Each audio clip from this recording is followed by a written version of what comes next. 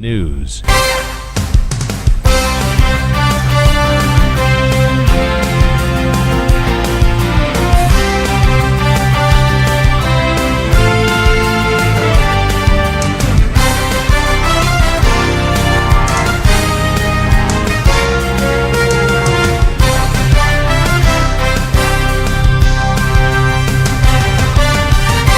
It's 17:30 GMT. Hello and welcome to Eyewitness News on 97.3 Citi FM.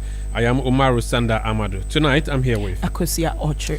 And coming up over the next 90 minutes, actress turned politician Ebi Bright confirmed as Tema mayor despite earlier protests over her being a non-indigene. Meanwhile, in Adan, assembly members rejected Ken Kabukano as their DCE. In Bole, the youth are up in arms and the confirmation was postponed. Also coming up, governing NDC denies receiving the 8 million cedi under fire former National Signals Bureau chief claims to have disbursed to a political party ahead of last year's elections. And later on Eyewitness News, the US dollar drops further against the Ghana Citi. It's now at 12 cedis, 49 pesos to a dollar. Stay with 97.3 Citi FM for more on this and many other stories on Eyewitness News. And in business, Ghana Airports Company Limited to embark on expansion projects after reclaiming strategic lands from Magdan Aviation. This Eyewitness News on 97.3 Citi FM, broadcasting from our studios in Accra, Ghana. I am Umaru Sandam here with Akosombo. We are live around the globe on citinewsroom.com. That's our website. You can also find us on citifmonline.com. We are on YouTube and we are on Facebook. Kindly tune in or go to our Facebook page and YouTube channel and see what's happening in studio. If you're going outside Accra and wondering how to listen to us, let me give you a number of affiliate stations that bring you Eyewitness News. In our Havo region, we are on Hammers Radio 106.5 in Goso. In Western region, we are in Premier 100.5, Beach 105.5, and Sky 93.5. All of them are based in Takrady. In the Bono region, Greener 95.9 in Sunyani. In the Ashanti region, we are on Orange 107.9 in Kumasi. In the Volta region, we are in Pando on Akpini Radio 96.7 and in Hohwe on Heritage 107.3 FM. In the Northern region, we are in Yendi on Dasuma 99.1 FM. In Upper East, we are on Word 88.3 FM in Zuarungu. In Upper West, we are on Westlink 88.1 FM in Laura. And in Northeast, we are on Eagle 94.1 FM in Uwale. You can join the show by sending in your messages on 0549 986 996. That's the WhatsApp number, 0549 986 996. You can also send tweets using hashtag Eyewitness News and mention me at Umaru Sanda or at Citi973. You want to watch us on listen to us on DSTV. Citi FM is on channel 882 and on GoTV we are on 117. Let's start off with local government issues now. And over the past few weeks, the various metropolitan municipal district assemblies have been doing some confirmations of persons who've been nominated by the president to superintend over those localities. Now, this week, it has been a lot of activity here in the Greater Accra region. A number of municipalities and metropolis have seen some challenges, while others have seen their nominees being confirmed. In Tema Central and Tema East being part of one locality known as the Tema Metropolitan Assembly, the NDC's parliamentary candidate for Tema Central in the last election 2024, Ebi Bright, was confirmed as the Metropolitan Chief Executive. So she is the new mayor of Tema. She secured 28 votes in favor and 3 votes against her nomination, giving her a very comfortable lead. Her appointment sparked mixed reactions, with some residents opposing her nomination due to concerns that she is not an indigene of Tema, to which she is not Gan. Following her swearing-in, though, she has assured of efforts to help realize the president's 24-hour economy agenda in her new role. We'll be hearing from her in a bit. Meanwhile, in Adan, the attempt to have the DC nominee go through was unsuccessful. The president's nominee for Adan, Kenneth Kano, was rejected by assembly members in that particular municipality or district rather, in the Greater Accra region. And then if you go to Bole, the hometown of the President John Dramani Mahama, over there too, there's been a problem. Let me read that story for you. It's on our website, citinewsroom.com. Bole youth rise against MCE nomination confirmation. Bole youth rise against MCE nomination confirmation postponed. It's a story by our correspondent Gazari Malik. And it says tensions flared in Bole, the capital of the Bole district in the Savannah region, on Friday, May 9, 2025, as scores of angry youth staged a protest against the nomination of Abdullahi Mahmudu as the municipal chief executive, forcing authorities to postpone the confirmation process indefinitely. The protest, which unfolded in the hometown of President John Dramani Mahama, was marked by chants, placards, and a clear message of disapproval from the youth, who claimed the nominee lacked broad support within the community. Demonstrators demanded a reconsideration of the nomination, urging the appointing authorities to consult widely and select a candidate who reflects the will of the people. In response to the unrest, local authorities suspended the scheduled confirmation process, citing the need to restore calm and address concerns raised by aggrieved youth. So that's in Bole. And then in Adan East, with the capital being Adan, DC nominee for Adan East, Kenneth Kabukano, rejected. Story by Fafa Kwotufe. And it says, President John Dramani Mahama's nominee for the district chief executive position in Adan East has been rejected. In the election, the nominee, Kenneth Kabukano, garnered 24 yes votes, representing 63%, against 13 no votes, representing 34%, with one rejected ballot accounting for 2.6%. This outcome signifies a rejection by the Assembly. Meanwhile, following three successful municipal chief executive endorsements on Thursday in Ashaiman, Katamanso, and Tema West, the Greater Accra Regional Minister, Linda Oklu, has been speaking, and she emphasized that rejecting the president's nominees will only stall development in the district. Let's go on the phone lines now and speak to the new mayor of Tema, first woman MCE for Tema, I believe, Ebi Bright. You're welcome to Eyewitness News, and congratulations, madam. Thank you very much, Umaru. And you just called me the first woman MP for Tema. I meant to say MC. I meant to say MC. Well, I happen to be both, so that's fine. No, you are waiting to be, but this one you are. This one is cemented. That's right. The that's MP right. part How are is you? I'm well. Congratulations. So you are the first woman MC, correct? Mayor. Oh yeah, woman mayor. There we go again. You see, you can't wait. I know, right? I know. But no, mayor is bigger than MC. So this one I demoted you. I withdraw the demotion. I apologize. No, it is. It's not a demotion. It's just a different designation. Okay. And I'm honored in any capacity. The important thing is that the president, who I'm so grateful to, and his cadre of sage men and women, saw fit to keep me in Tema in whatever assignment or capacity they have for me, pending the resolution of my court case. And over the years, it's been difficult for me to decouple Tema Central from Tema in general. But the only reason why it was possible was because it was important to situate Tema, that the area of Tema that is Tema Central, politically, it was important for us to also be heard instead of be marginalized. But my commitment has always been to Tema as a whole, of which Tema Central, of course, is a part. And so I'm very honored, but I feel the weight of the challenge, with all the brouhaha surrounding my nomination and confirmation. I think that there'll be a lot of expectation from myself and my comrades with whom I'm going to begin working. So we're very sober, as elated as we are, and thank you once again. So your as chief executive, you are superintending over Tema Central constituency and Tema East constituency, the two making up Tema Metropolitan Assembly, correct? Yes, at the present, Tema Metropolis has been whittled down to these two constituencies. However, a lot of services we perform on behalf of both Katamanso and Tema West still, because a lot of the infrastructure is commanded from the Tema Metropolis and services. Okay. So that's an interesting dynamic that we're going to take a second look at.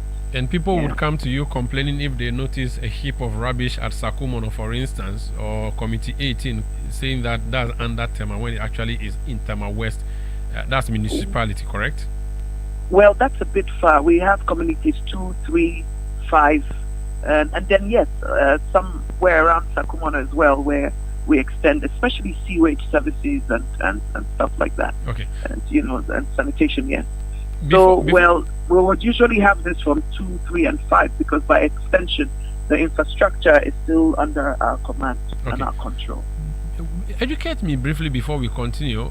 What's the relationship between TMA, which is the assembly you're going to be the boss of, and TDC? Well, as far as the most recent amendments have been made to, the constitution of the TMA, TDC, it's a company. So it's a government institution, yes, but the TMA they're under our jurisdiction. So they're a company, a government entity under the jurisdiction of the TMA. So they are not necessarily the development wing of the assembly. No, not at all. Okay. Okay. They were originally, the development wing, but now they've been decoupled, and they manage some lands and stuff. Very well. But basically, permits and the management of infrastructure are, directly under the TMA. Okay. So there have been a few, disputes and a few, how would I say, cross-jurisdictional challenges over time, but there have been rulings that have put them in very firm perspective. Okay. So, but when the space is fluid, especially when you don't have anyone performing the duties, sometimes you're grateful that somebody steps into the gap, or when it's possible, if you assume responsibility for what you must be responsible for, then I think that people will stay within their bounds. Okay. Before you came So on, I was reading stories of rejections across. You were lucky. What worked for you, considering that even before your confirmation hearing, there were protests. I think there were demonstrations. I saw videos of some people claiming to be traditional authority members who were on the streets opposing your nomination, saying that you are not an indigene. How were you able to sail through despite all of that?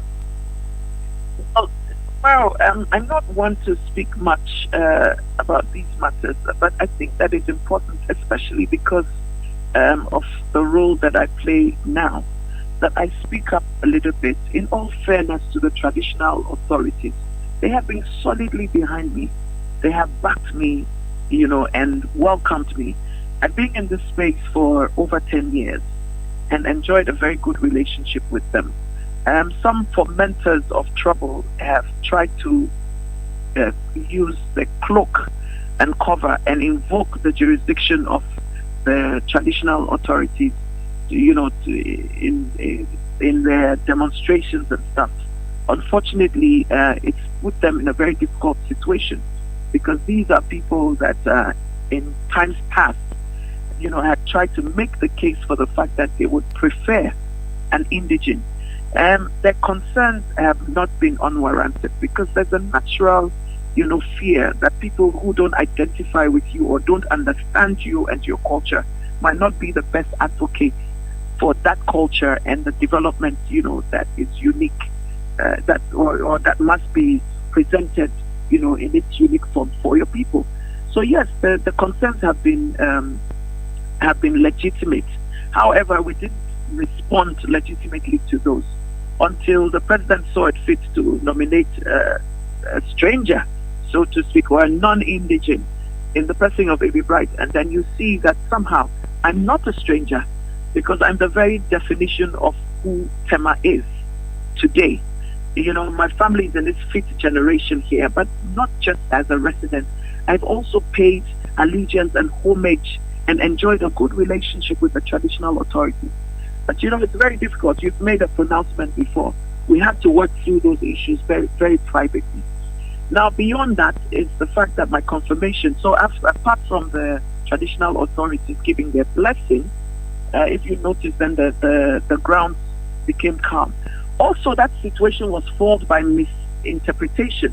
the fact that they say, oh, this is a Nigerian man, A.B. Bright, Abraham Bright is what people thought, and all of that. Well, we dealt with all of those misconceptions. Then the confirmation is done by assemblymen. And these are people that I've worked with all these years, as representatives of the electoral area. So it wasn't a difficult process for us. That's what I'll say. Okay. There would be a view that your nomination and subsequent confirmation as mayor of Tema is to appease you for the seat that you have lost. Now, I do understand that you are fighting that in court is sub judice, but there would be some people who think it looks like she's going to lose that case in court. That's why she's going to be given this one to compensate. Have you given up on the parliamentary ambition? What would you say to a statement like the one I have just rehashed? Yes, absolutely. You're speaking what was on my mind when it was first, when I was first asked to consider serving in this capacity. I said, what does this say to my team supporters who feel robbed, just like I do, by the situation with our seat in court? Would this appear as having given up on that fight? And so it was a very difficult decision for me. But I had reassurances from the party hierarchy and His Excellency the President, that I can still, and with all their blessing and support, pursue the case in court, because this is our seat that we, under no circumstances, are willing to batter away. However, Tema needs to be in the right hands, in competent hands, as per his estimation, and he feels in capable hands. I think that they probably didn't find a more passionate and determined person to take that position as me. I mean, I'm the one who won't give up on anything in Tema. So I think that the president feels that, as opposed to sitting at home doing nothing, while we have this case in court that we're not sure when the resolution will be delivered, he needs me in place. I've also done a lot of work in the new vision for Tema and along the policies of His Excellency. Okay. And he's confident that I can best deliver at this time what he envisions for Tema. If you won the court case, would you relinquish this position and go to Parliament? That will also, how would I say? If I win the court case, or when I win the court case, I will be the MP for Tema Central. And between you and I, the only person in whose hands my appointment at the moment lies is the president. So we will cross that bridge when we get there. But what's your personal desire, despite what the president would or may not say? Omaro, I'm in Tema, serving my people in Tema. In either capacity, that will be what I'm doing. Okay. And so, whatever is ahead of me, I think that all options are beautiful to my soul, because the objective for me is to serve Tema. We know you as an entertainment person or someone in the entertainment industry, and then you switched to politics. You've been running for the Tema Central constituency. Now you have been made mayor of one of the major metropolis in the country.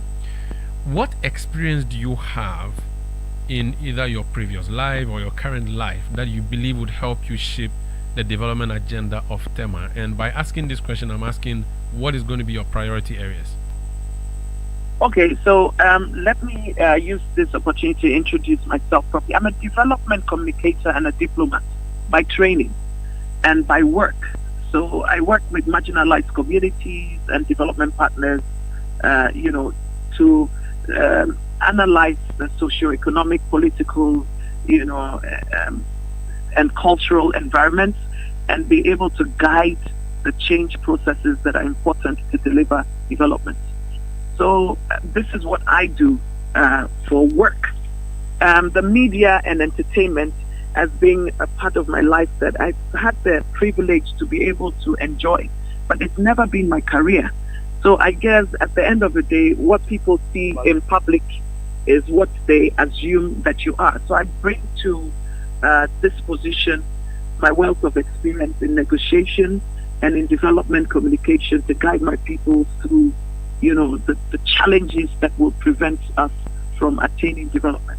We're looking at accelerated job creation. We're looking at the revival of the industrial city, because that's what we are. We're looking at a relationship that allows our youth to be able to thrive with livelihoods that are protected. We're looking at Tema once again being, a haven for workers and advocacy for workers. But we're also looking at regular urban challenges, like housing deficit. Tema is aging, like worn out and obsolete social infrastructure.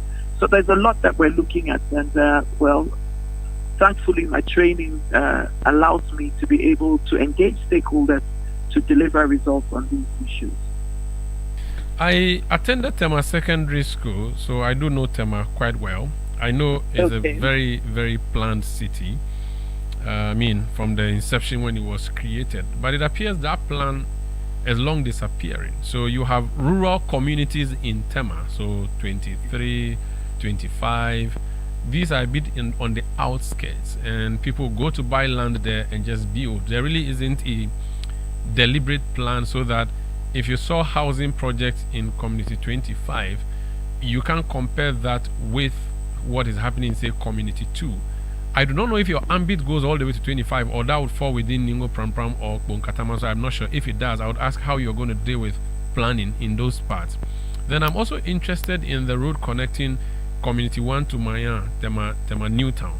Now, that road, very major and important road, but it's a very narrow one, and I don't know what you're going to do about it for the fishing industry in that enclave. What is your plan?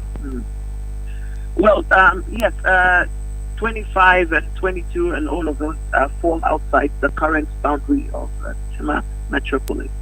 But yes, they don't have the same level of planning that we had in Tema Metro. I say had because if you look, the disregard for plan has not only affected the newly developing areas, but has also affected these old areas, because we've gone on and done the same thing every space we could find. So, but the bylaws that exist to guide all of this, we just have had difficulty enforcing. So we'll enforce those. There's also the proliferation of containers and kiosks and all of that. And of course, like I said, the aging, it's all aged infrastructure. So you're talking about the road from Community 1, the Harbour area to Manya, and all of that. And between you and I, those did not envisage the kind of metropolis that we have today. I haven't taken a serious look at that engineering-wise, and I think that this is what I must engage those departments to deliver, a sustainable solution to. However, there are many other roads that are also very vital, like the industrial area. There's nothing about the industrial area roads which suggests that this is a city minded towards production and industrialization and any seriousness as far as business is concerned. And so those are priorities.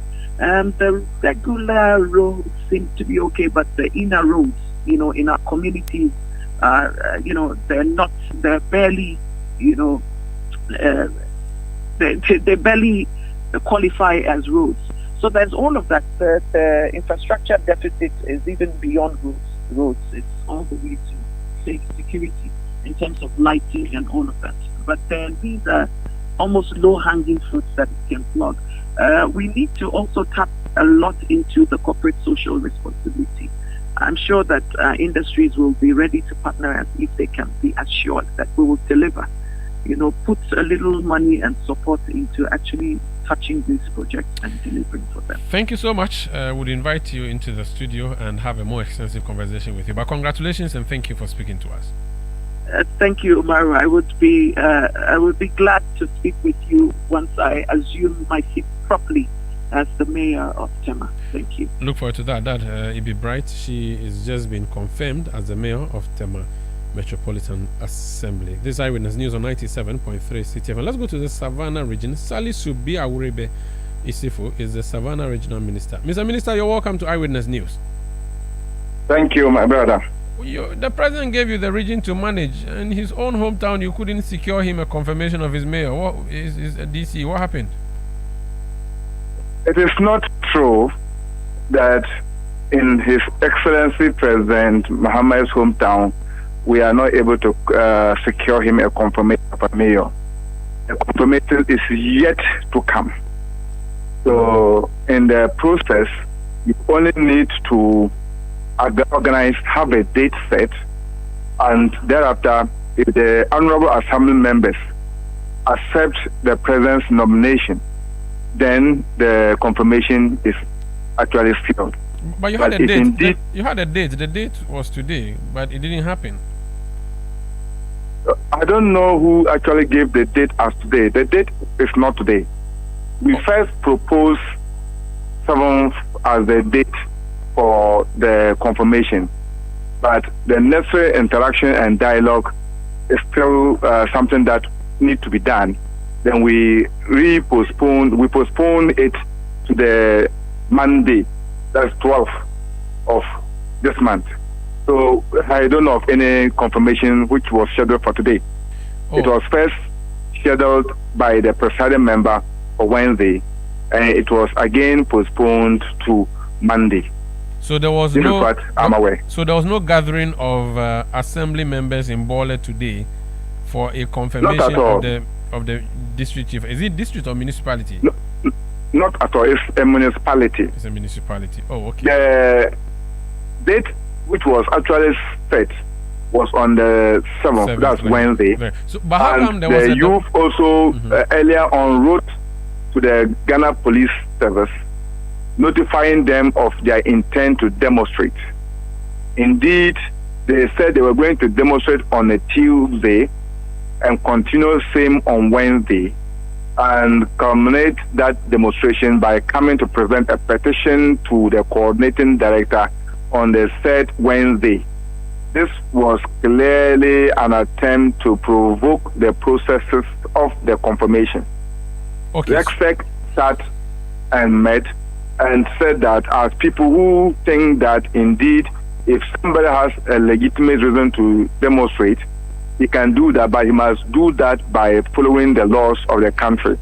And on the basis of that, we advise the presiding member and the assembly for them to reschedule the date. And they rescheduled it for Monday, that is on the 12th. So there's no process whatsoever for today. But was there a protest or demonstration today? A group of young men this morning, I was informed, bent some ties. And we deployed the security services to go and safeguard the process and to prevent the said burning. Indeed, in deploying them, when we deploy them to strategic institutions and places in the Bole township. Remember that Bole is a big district with several major communities. And indeed, if some youth in a certain community in the Bole district has an issue or in one way or the other, that does not mean that the entirety of the district is against the decision of indeed the president. And we are yet to test whether or not the Honorable Assembly members are in support of the selection of Mr. Mahmoud as the nominee for the position of MC for Bole Municipal Assembly or not. And no confirmation has taken place. And we are still within the 21 days from the date that the nominee was announced by His Excellency the President as having been nominated for the position of MDC for the MCE for the Bole municipality. So we are still within the time frame and we are still working across. But I must equally use this opportunity to give a clear warning to anybody who thinks that indeed he wants to take the law into his own hands.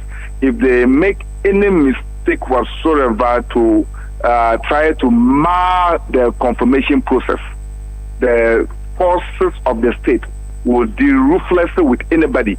Because as we speak now, today is Friday, and Monday is just 3 days away, and nobody has given us notice of any gathering or any demonstration that they want to do.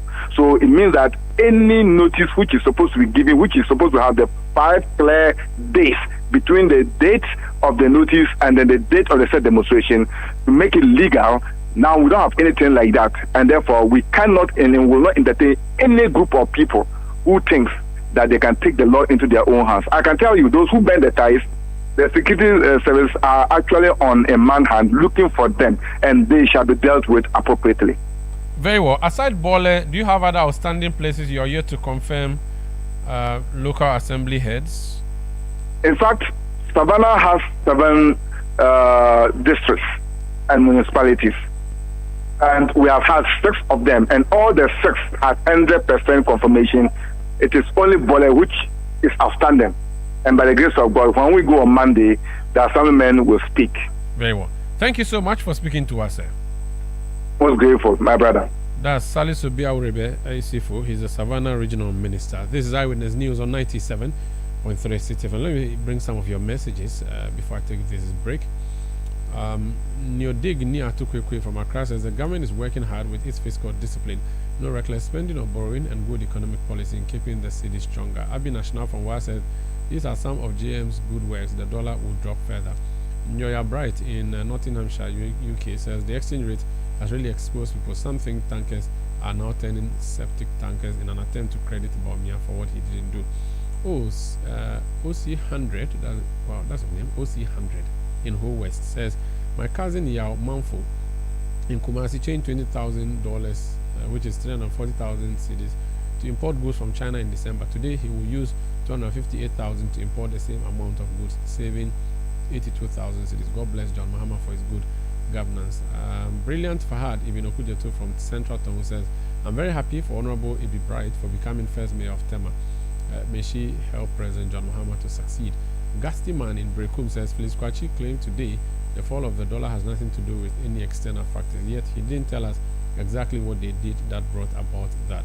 Daniel Akpaliok from Sandema says the recent appreciation of the cedi is a clear testament to the sound economic fundamentals laid down by the visionary NDC under John Dramani Mahama.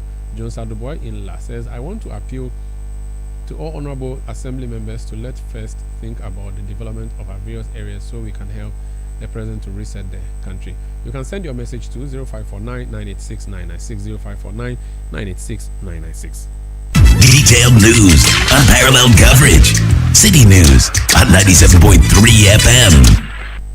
Oh, jump on now. Go. Google me. At what time when you come back, we are not hear the sound of your car? Why you buy new car? No, I not change my car. It be the same ride. It be the fuel way I change. Way one shouts it. Ever since I started using the all-new Excellium Premium Fuel, fortified with 3-in-1 action. Oh, Joe, now my car they run like electric car. No, it's so. This is the type of fuel where they want to. Cause now engine they cost. Where they want for way if I buy it, it go protect my engine. And with the small way I buy, I go drive sir. Absolutely. It's like strapping a turbocharger to your engine and giving it a protector. And what they bust my mind self be the 3-in-1 action. No, Excellium they prevent up to 99% of deposit. It be anti-wear, some be anti-corrosion. Won't pay when I open them. Yeah. So where can I find this magical fuel? Just head over to any Total Energy service station and your car will thank you. Hey, then make a finish my gobe fast then rush go Total Energies. My friend, but why your hand my gobe inside? I give you info. Make I feel the gobe too small. Go.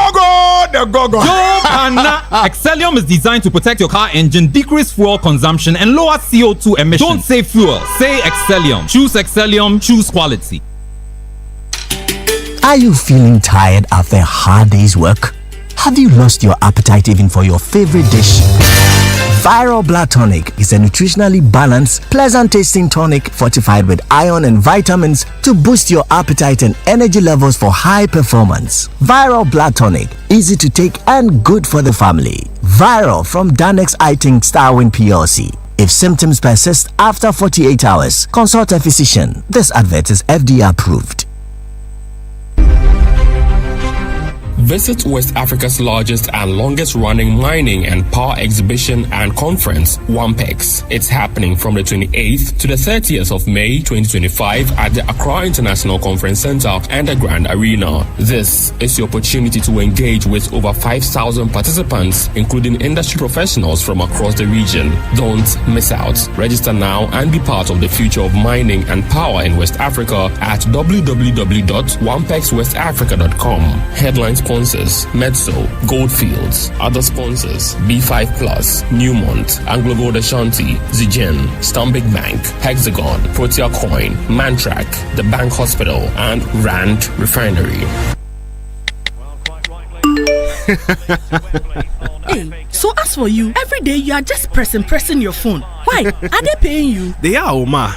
The more I use my MTN, the more points I get. And I can use those points to get airtime, data, and even discounts at shops and restaurants. Hey, so that is why all of you are always pressing your phones. And you won't tell us, so that we too we can enjoy some. Oh, ma.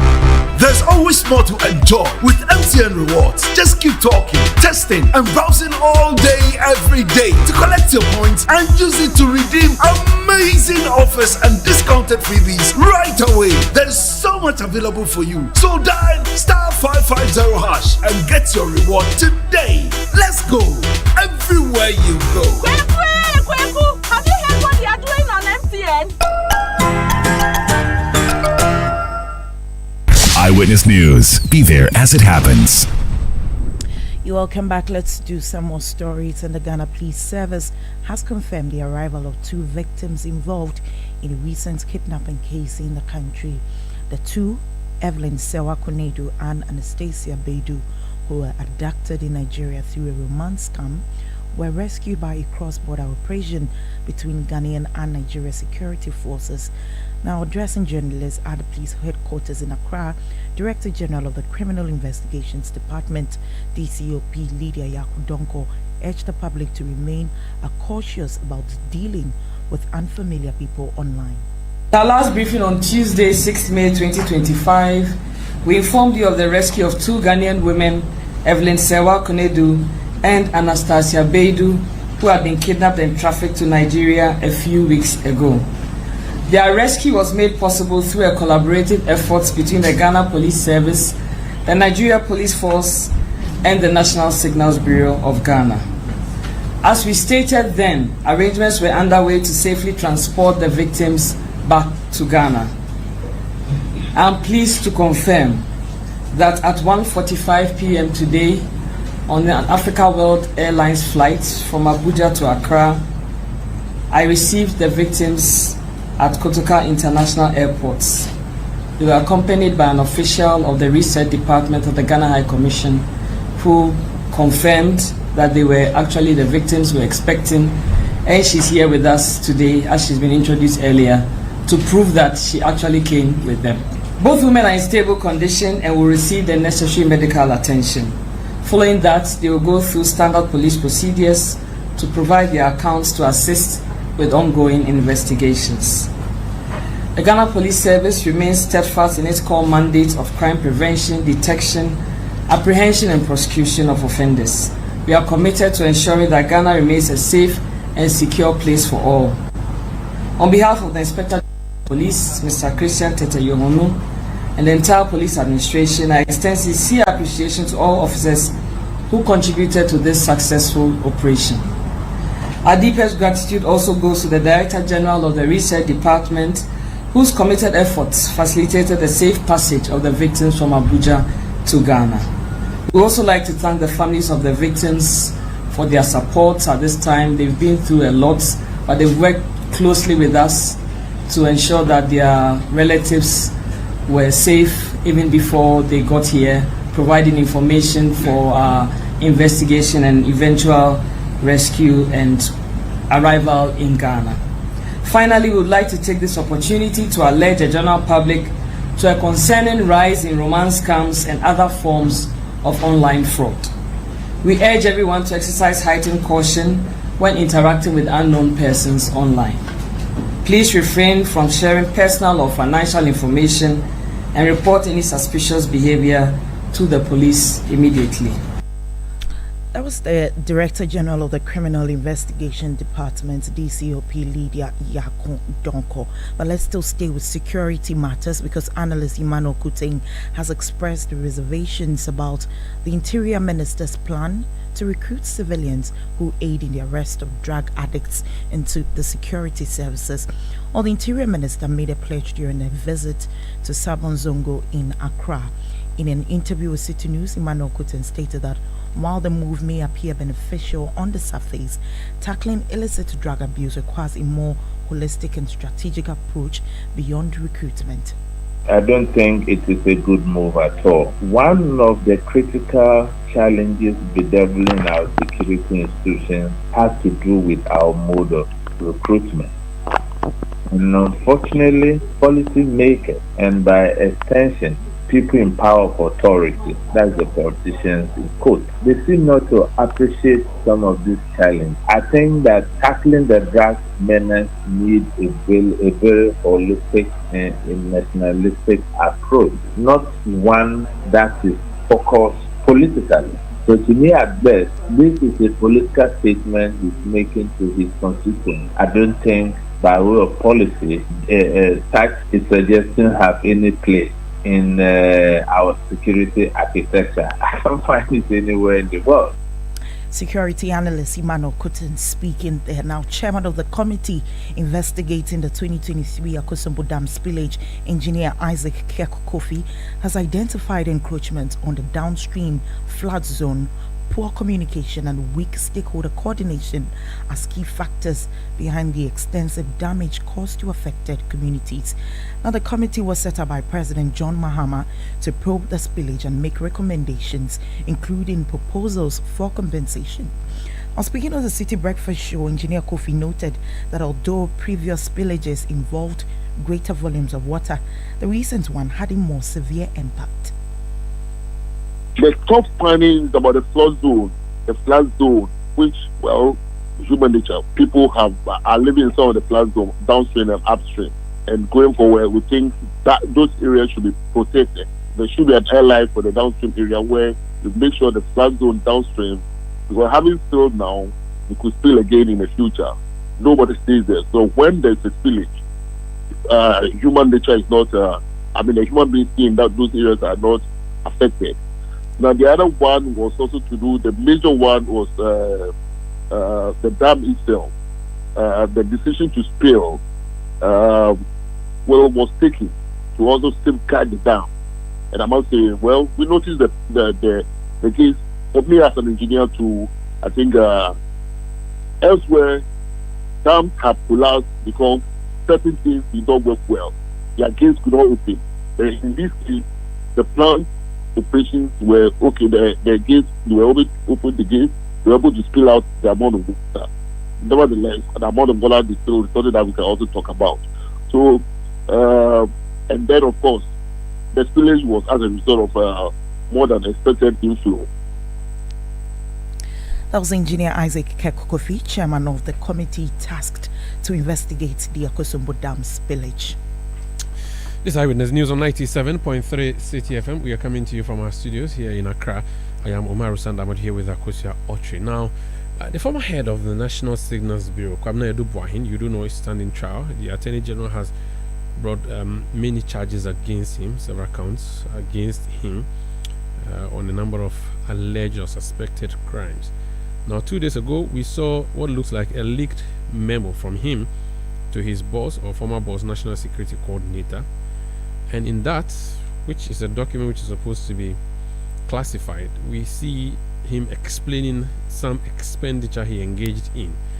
Now, the one that has generated lots of public interest and perhaps uproar is a 5.135, okay, so 5,135,000 cedis, which he claims to have paid to the special aide of the president-elect at the time, John Dramani Mahama, who is now the president, for the purchase of high-end vehicles, including a Nissan Patrol Platinum, a 2024 Nissan Patrol Titanium, and a 2022 Land Cruiser GXR.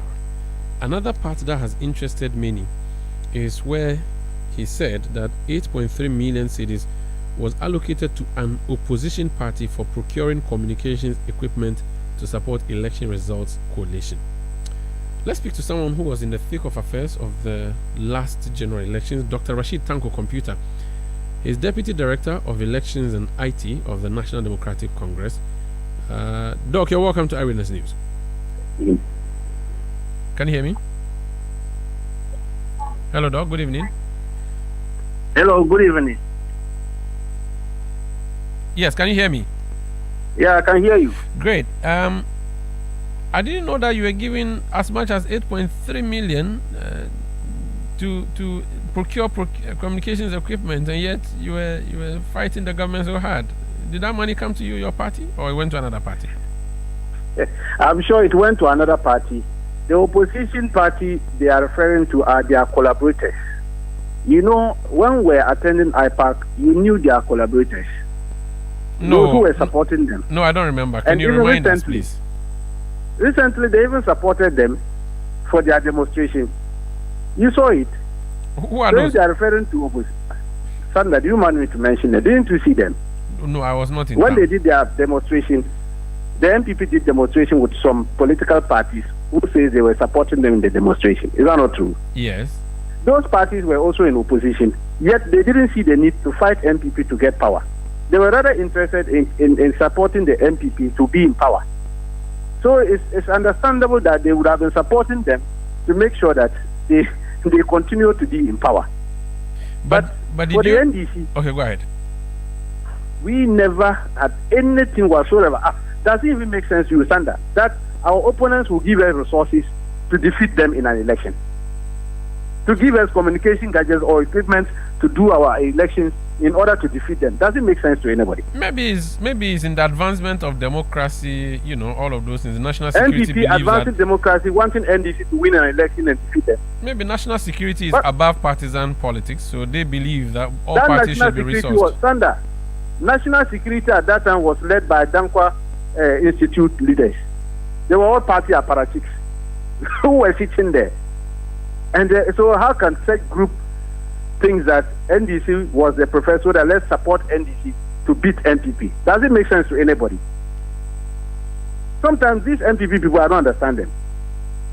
So if an audit is done, an independent one, you are saying to us on authority that there's no way it will be discovered that that money went to the NDC, the umbrella party? I said, even logically, I know I worked for the party as an election deputy director, and I know the person who was my boss, Dr. Omane. He led the charge and other things, and we did the work excellently using our internal generators resources from the His Excellency John Dramani Mahama and other party structures, and the no circumstance anywhere that we're getting anything from these people. For what? That's why we're fighting them to make sure that we get them out. Okay. Because the corruption was just too much. They said too that they gave money to this one. They were direct that they gave it to the president-elect, and that's John Dramani Mahama, through his aide, to buy a Nissan Patrol Platinum, a 2024 Nissan Patrol Titanium, and a Land Cruiser GXR. These are traceable and evidence can be adduced.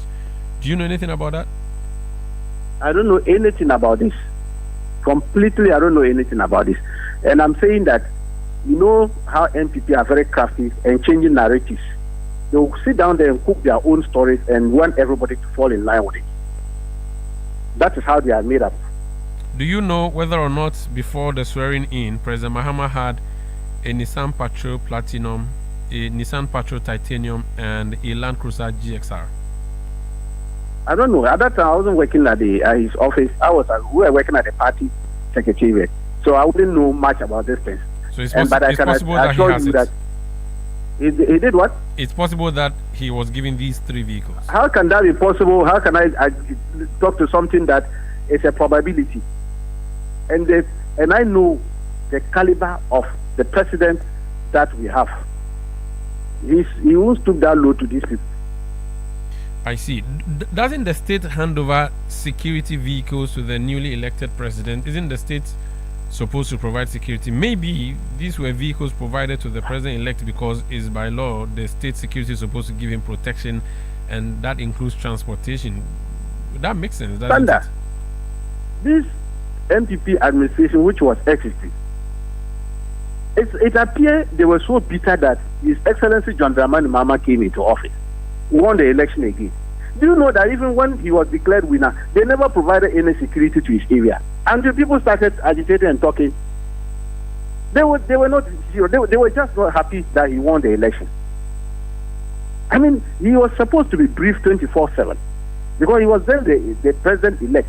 But these people, only God knows what they were doing. And when he wanted to take certain action, you remember they were questioning him. for taking certain actions that he was not sworn in yet, and he was doing this. He was prepared. That was why. You remember the issue of Aura, when he was putting the thing together. What didn't they see? And so for them, for NPP, when they are pushed to the corner, they come out with all manner of stories. Moving forward, the prosecution that is ongoing, based on what we have just seen, there's a view that more sensitive information may be coming out into the public domain, and so do not proceed any further with this prosecution because it's going to embarrass state security or national security. What's your view on that? Well, the Attorney General knows this. He's the chief legal officer of the state. He advises the president. He would have briefed the president a lot. He would have gotten briefing from the national security before putting the docket together. I don't think the Attorney General would have just gone to court without going through all these processes. He would have, he sits in cabinet, they would have reviewed it, they would have looked at it, look at the implications before he hits the court. And so for now, if people are talking this, it would have been an afterthought. I trust the Attorney General. He's a learned person. He knows what he's doing, and I'm sure he had the backing of the presidency and cabinet before moving it. He wouldn't have just gone to court without the knowledge of all these actors who knows much about intelligence and security issues. I'm sure they would have reviewed all this before he hits the court. Very well. Thank you so much for speaking to us. I'm grateful. So that's the acting CEO of GIFEC and also Deputy Director of IT and Elections with the NDC, Dr. Rashid Tanko Computer. Akosombo. Speaker of Parliament, Right Honourable Alban Bagbin, has expressed optimism about Ghana's economic outlook following the recent appreciation of the Ghana Citi. In a Facebook post, the Speaker described the city's performance from 17 cities to 13 cities, 50 pesos, as relief and a strong indication of economic recovery. Be there as it happens. Charlie, where are you? Boss man, I'm at the bank. Really? But your car is in front of your house. Bro, my bank on my phone, Charlie. Oh, how? EcoBank, bro. With EcoBank mobile app, I can do everything, anywhere, anytime. Listen, I just checked my account balance, paid Ahmed's school fees, and sent money to my grandma at Walwale. Oh, wow. Wow. Masa, just download the EcoBank mobile app from the Google Play Store or the App Store, or dial *770# and be your own bank manager. Manager. Whether to pay bills or fees, to check account statements, send money across Ghana, abroad, and more, EcoBank mobile app has got it covered. EcoBank Mobile, making everyday people live everyday lives the EcoBank way. EcoBank, the Pan-African bank.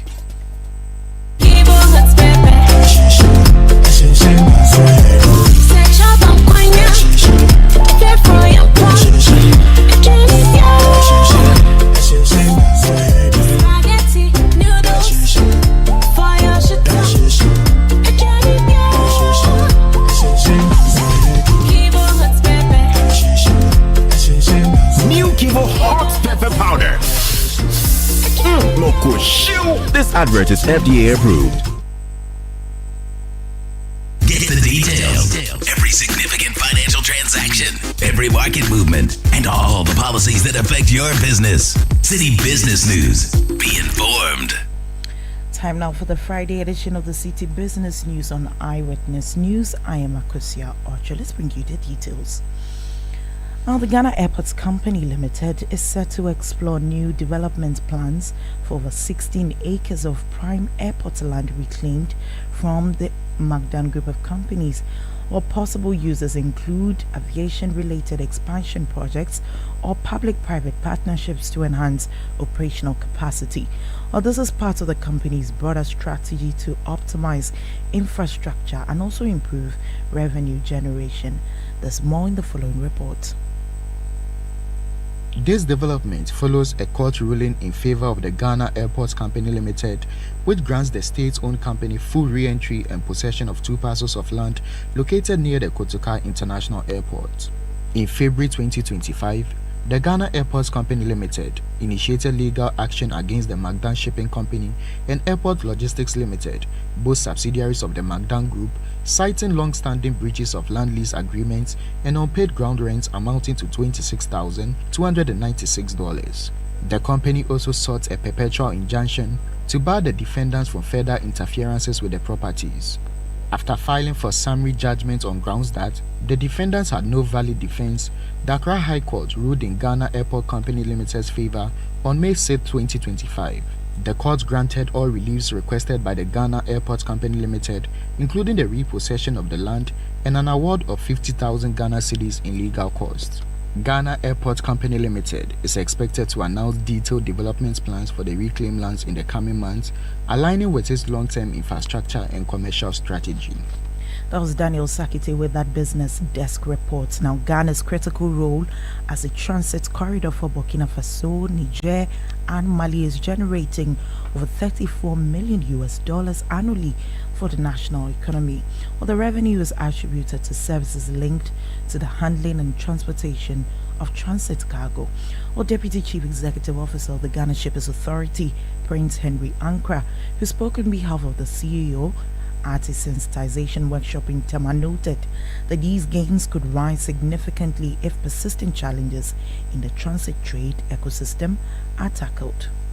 Transit trade is estimated to contribute over $34 million annually to Ghana's economy from services associated with the handling and movement of transit cargo.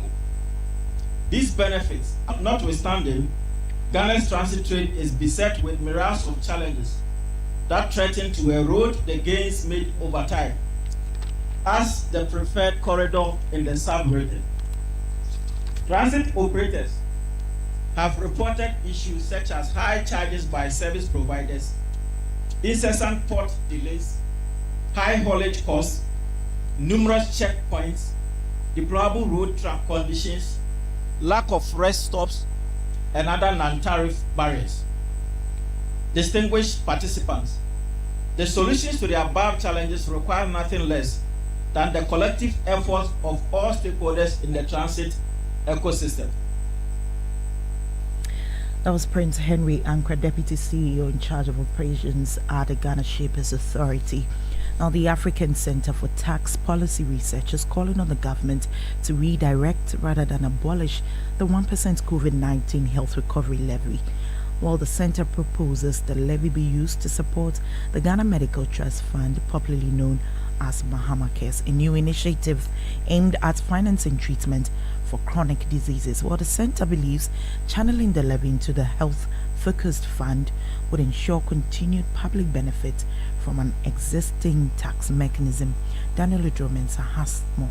While current funding plans rely on portions of the National Health Insurance Levy, government allocations, voluntary donations, and donor support, the center noted that these sources are unstable and politically vulnerable. The center added that the COVID-19 levy has proven to be a reliable revenue stream, generating over 3 billion cedis in 2024. It further argued that by restructuring the levy, including making input value-added tax deductible for businesses and repurposing it strictly for critical healthcare, the government can secure sustainable funding for life-saving treatment while also easing the burden on businesses. If you consider these sources of funding, we think that they are not reliable, especially the government budget allocations. These are voluntary contributions and they are unpredictable, politically vulnerable, and then it will not meet the recurring high-cost nature of dialysis and other chronic diseases. So the proposal was that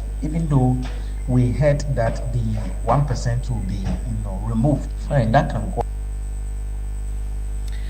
Now, that was tax consultant with the African Center for Tax Policy Research, Francis Timoboy, ending the report filed by Daniel Odro-Mensah.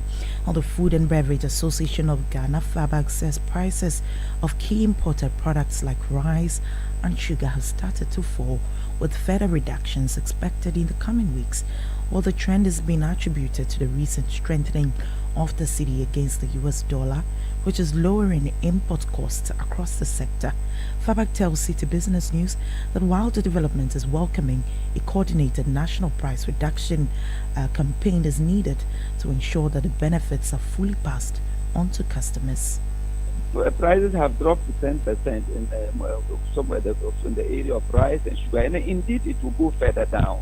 If the strength of the cedi against the dollar continues, it will go further down, because what happens is that, you see, businesses operate based on volumes.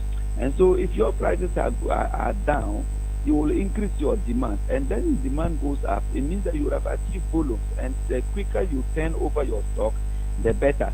So it is in our interest to reduce prices and make sure that we can achieve volumes, and then you can turn your stock around. So you will see further prices down. But what essentially we do is that most of our members are manufacturers, and they are also some are also wholesalers. So when you do manufacturing and wholesaling, you send the goods out to the retailers. Executive Chairman of the Food and Beverage Association of Ghana, Father John Awuni. That was part of the efforts to boost Ghana's tourism sector. We Ape has officially launched its flagship destination, the We Ape Mega Zipline and Adventure Park in Ibri. Now, the facility is expected to play a key role in promoting domestic tourism and strengthening the country's eco-adventure landscape. While speaking at the launch, Director of the Recreational Park, Philip Yeboah, disclosed that a multi-million city investment is projected to stimulate local businesses. Tourism business in the Bri. Because in WeApe, we think we have a solid addition to the tourist options in this part of the country. It's something which we think would help attract many more visitors to Ibri and thereby boost the local economy and also employment significantly in the area. That was Director at We Ape Mega Zipline and Adventure Park, Philip Yeboah. For her part, consultant for school and corporate at We Ape Zipline and Recreational Center, Joyce Sakite Ahiadome, noted the facility is created to appeal to families, corporate teams, schools, and solo thrill seekers alike. Owners or the founders' intent is that we will begin to teach children how to enjoy the environment, and then they become people who would conserve the environment. How do we do this? So we do this through 3 of the products that we have. The first one is through adventure. So when you walk in here, you have an adventure, and although you are having an adventure, you are equally in a rainforest, and you realize that nothing had been destroyed. I was a consultant for school and corporate at the We Ape Mega Zipline and Adventure Park, Joyce Sakite Ahiadome. And that's how we wrap up the Friday edition of the City Business News on Eyewitness News. I'm Akosombo. Stay with us. Up next is Point Blank. Detailed news, unparalleled coverage. City News on 97.3 FM. Oh, jump on now. Go. Gugomi, at what time will you come back where I don't hear the sound of your car? Why you buy new car? No, I don't change my car. It be the same ride. It be the fuel way I change. Way one shouts it. Ever since I started using the all-new Excellium Premium Fuel, fortified with 3-in-1 action. Oh, Joe, now my car they run like electric car. No, so. This is the type of fuel where they want to. Because now engine they cost. Where they want for way if I buy it, go protect my engine. And with the small way I buy, I go drive, sir. Absolutely. It's like strapping a turbocharger to your engine and giving it a protector. And what they bust my mind self be the 3-in-1 action. No, Excellium they prevent up to 99% of deposit. It be anti-wear, some be anti-corrosion. Won't pay when I open them. Hey, so where can I find this magical fuel? Just head over to any Total Energy service station and your car will thank you. Hey, then make a finish my gobe fast, then rush go Total Energies. My friend, but why your hand my gobe inside? I give you info. Make a fill the gobe too small. Go.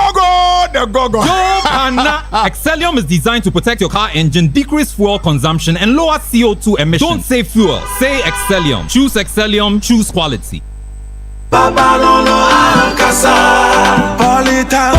is everywhere, durable and authentic. Stronger brand you can trust. Polytank, we get some more Rambo and get some more super. And the Polytank we did. Polytank, Papa no Ankasa. Polytank, the original, always the best. Eyewitness News. Be there as it happens.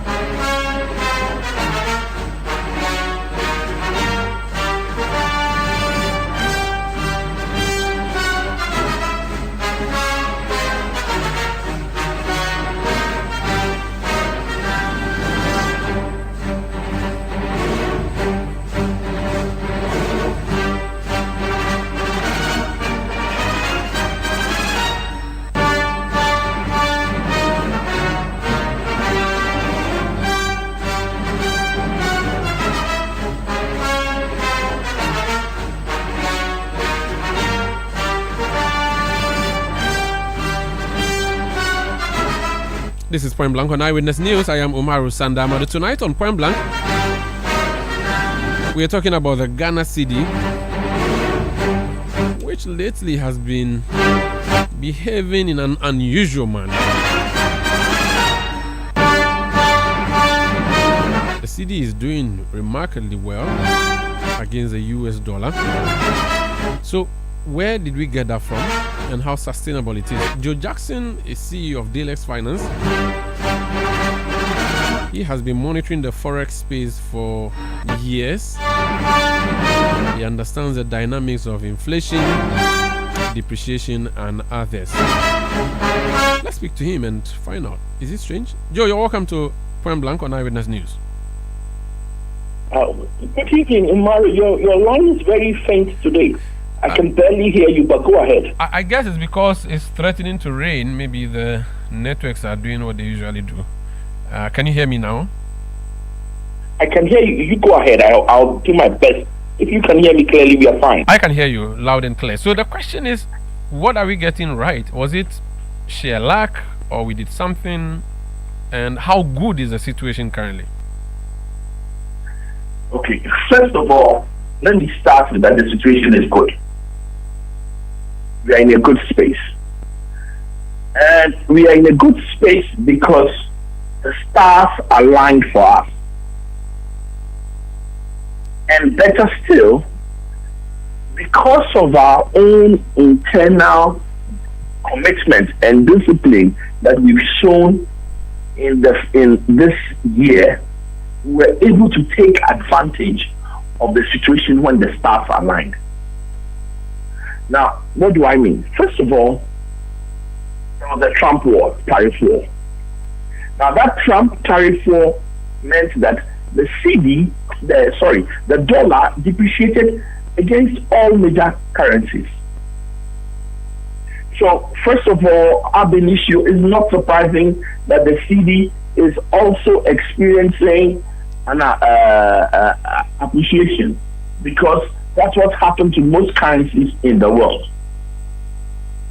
Then the second thing is this: because of the Trump tariff war, globally expectations of growth were scaled down. That meant that expected demand for petroleum products came down, and with it came a fall in petroleum prices. So we have on one hand the Citi appreciating because the dollar is in trouble worldwide. Two, our biggest single import, which is petroleum products, have stable or falling prices. So that of course meant that demand for the dollar was coming down while the Citi was appreciating. Then the icing on the cake was that the same Trump tariff war caused a lot of instability and volatility in markets worldwide. At that point, investors chose to move their money into safer channels. One of the safer channels they chose was gold. So what then happened was the price of gold went up. Now that meant that the gold reserves that we have been holding in the central bank also appreciated in value. So on one hand, the Citi is appreciating. On the other hand, there's a fall in our single biggest import, which is petroleum products. And on the other hand, investors are moving into gold, sending the price of gold skyrocketing, which also helps the price of our second largest export from Ghana. Okay. Now, so all this is external. But the question you have to ask is, so what did we do internally? That's actually where I was going to go to and say that, the issue of the cedi depreciation is a very political one. So far, you've outlined only international factors. I wanted to see what the domestic factors are and to know who takes the credit, whether Donald Trump or John Mahama. Both are returning former presidents. Okay, first of all, our central bank has consistently sought to increase its gold reserves. By doing that, it was taking advantage of the stars aligning. Remember that in the last 8 years, gold has consistently outperformed the dollar over 100%. So that consistent increase in our gold reserves in the central bank has benefited the cedi greatly. Then the whole point of the other point that also is in our favor is that commitment to reduce public expenditure, to only make prudent expenditures, meant that inflation was also kept stable, or in fact came downward slightly. Now, good and improving inflation has a beneficial effect on your value of your currency. So on one hand, we've increased our gold reserves. On the other hand, we are spending our money prudently. Then again, there's another icing on the cake there. The issue of gold board and its implementation, possibly in a transparent and accountable manner, meant that we were going to retain far more value for our gold in the months ahead.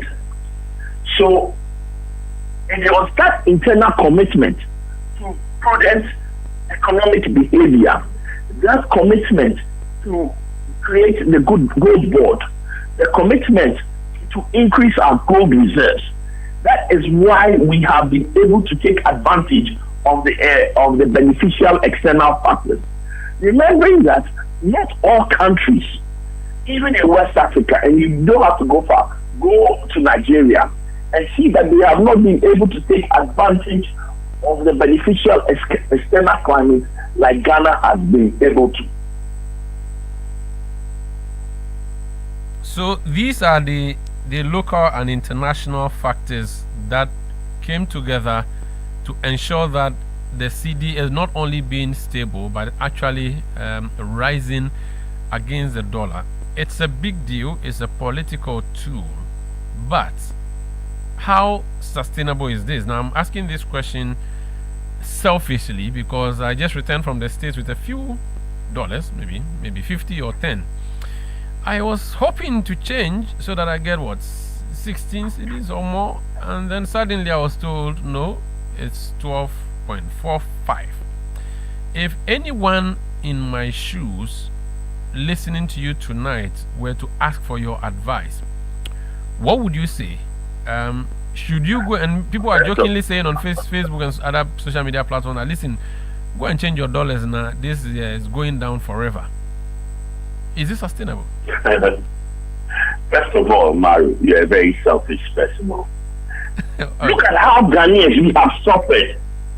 3 years ago, if I was paid 6,000 cedis, it was $1,000. After January, if I was paid 6,000 cedis, it is barely $350. If today it has now come up about 400, you should be joining me to jubilate. Not thinking about just your $50. but everybody plus their pocket, Yeah. Everybody's pocket is different. But on a more serious note, listen, there is good reason to believe that the Trump tariff war is not going to end in the next 3 to 6 months. Tariff agreements are notoriously complicated and difficult to negotiate. It is also not likely that President Donald Trump is going to climb down from his tariff agreement. So we should expect this instability to continue for another 3 to 6 months, which means for the next 3 to 6 months, the external conditions will most probably still be aligned in our favor.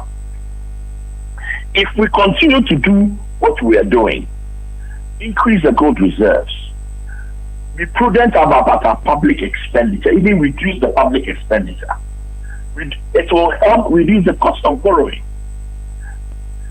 If we continue to implement the gold board in a transparent and accountable manner, then this current appreciation of the cedi should continue for a bit of time. I don't think it will appreciate forever, but at least it will be stable. Bearing in mind that in the months ahead, there are some serious bills to be paid in forex. The good thing to service our debt, the good thing is that the appreciation of the cedi means that the cost of servicing that debt has reduced a bit.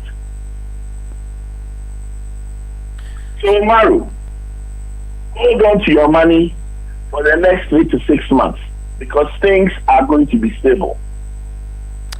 Which means I won't get plenty of money when I go and change. Thank you for this advice. Now, the next issue has to do with the gold board. Lots of attributes and references have been made to the gold board. It's a new organization or company which I'm not even sure has started crawling yet. And yet we are giving it a lot of the credit. Should we not rather give the credit to the predecessor company? Listen, we're not giving the gold board in particular credit. We are giving the concept of the gold board credit. The gold board is yet to start running, and we cannot tell whether it will run in as good a manner as we expect.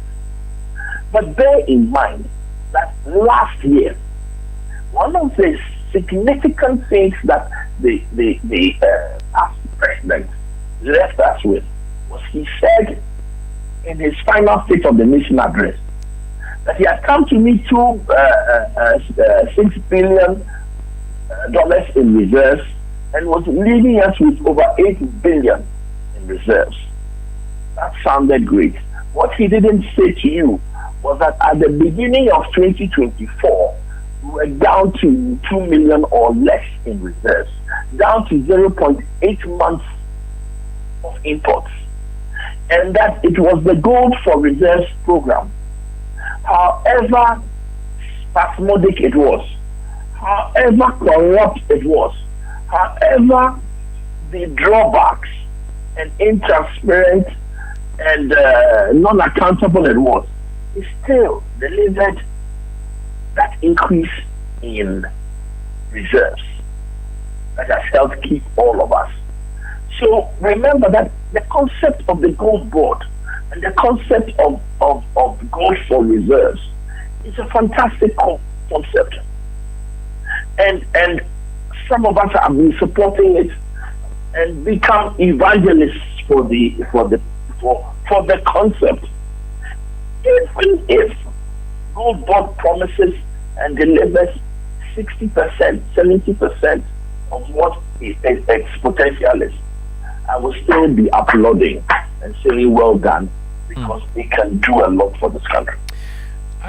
Someone has sent a message saying they are predicting this drop is going to go all the way to 10 cedis. I know it is possible, but will it happen based on all the things you know? One of the things, Amari, you know me for, is I don't think that I have a prophet attached to my name. You did. Some time ago, you said to me there's going to be haircut, and boy, did we have a haircut.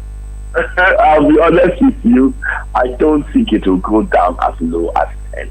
It may not even be that desirable now, because remember that we also have to keep an eye on the effect on our export sector. So too dramatic a drop may not necessarily be what we. Let's claw back some of our losses. Let's get back to some point of the money that we lost. We went from 6 to 1 to all the way to 15 to 1. let's calm down a bit. But maybe hacking after 10 and lower than that may not necessarily be the most prudent rate to look forward to. If Ato Forsen and the governor of the central bank were to be listening to you tonight, what 3 things do they have to do to keep this momentum going? In fact, just keep doing what you're doing. You know what they say about the dance? Stay until the music changes. Keep dancing the same way you've been dancing. Keep doing what you've been doing.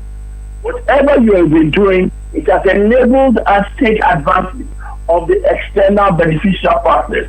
So keep dancing, keep doing, keep up the commitment, keep up the stress, do what you're doing, and we should be back. Is goodwill to account in any way for the success we are seeing? Maybe the fact that there's a new government, you don't know what happens on Wall Street, reaction based on an international event or a change of government, a new election and all of that. Could this be attributable to what we are seeing, that we have a new administration? I think to attribute it solely to goodwill is not to how hard-headed and how hard-headed are those who are involved in transactions about Ghana are. What it is that the initial indications from the first 120 days of this regime have been positive. And it is based on that positivity that we are getting the goodwill that you've actually jumped the gun from, because I was actually going to ask you about the 120 days. So as an independent assessor of events, you think it has been positive, the 120 years? The opposition listed a litany of issues that they see are what the country currently is faced with. From the economic side of things, you believe that things are being managed well? Yes, Omaro, and I'll just give you a couple of economic parameters. On the dollar, as at 31st of December, it was 14 cedis, 69 pesos to a dollar.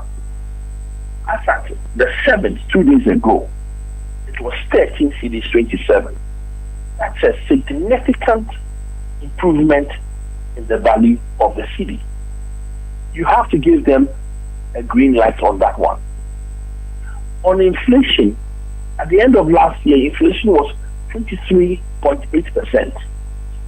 As at the end of March, it had come down to 21.2%. That's also another improvement. Then on the cost of servicing our public debt, our huge public debt, borrowing at T-bill rates for the 180-day T-bill rate was at 28.68%. It has now come down to 15.78%. Now you'll notice that every one of these parameters are quoted: the forex rate, the interest rate, the general pricing. The last 120 days have been positive. I will not stray into the political arena, but I'll tell you that in the economic sphere, the indications of this first 120 days are clear and cannot be argued with. It's good. We are in a good space, and we are taking advantage of the beneficial events outside, where the Trump tariff wars are causing good things to happen to Ghana.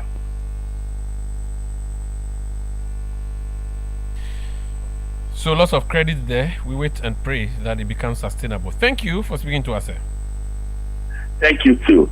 Have a lovely evening, and don't change your money yet. Hold on to it. I'll bring it to you for you to keep for me. Maybe I'll get some good deal with Dealers Finance to buy. You know, I would accept dollar dollar deposit, unfortunately. Very well. Thank you. That's Joe Jackson, he's right. CEO of Delex Finance. Let me go on the other line and speak to Courage Boti. He's a macroeconomic research manager with GCB Bank PLC. Sir, you're welcome to Eyewitness News. I just spoke there to Joe Jackson of Delex Finance. He gives two reasons for the success of the CD, the Donald Trump war or the Trump tariffs, and a few other things that the government is doing here locally. Okay, I'm told that I do not have Courage Boti.